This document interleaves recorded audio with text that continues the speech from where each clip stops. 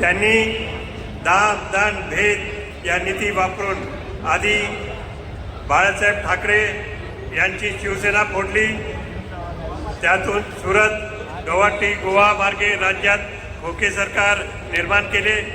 त्यानंतर ज्येष्ठ नेते शरद पवार यांची राष्ट्रवादी काँग्रेस फोडली। कधीही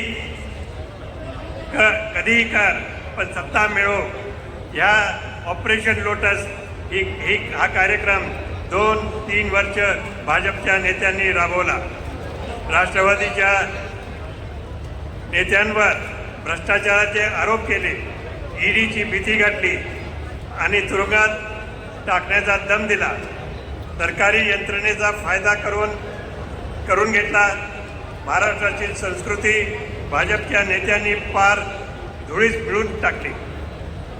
महाराष्ट्र राजकारण यापूर्वी कधीही घडले नाही, हे भाजपच्या नेत्यांनी केलं। भाजपच्या नेत्यांनी सातत्याने महाविकास आघाडीच्या नेत्यांना टार्गेट करून त्यांच्यावर भ्रष्टाचाराचे आरोप केले। कोल्हापूरमध्ये भाजपचे किरीट सोमय्या आले होते, त्यांनी इथल्या मंत्र्यांवर आरोप केले, त्यांच्या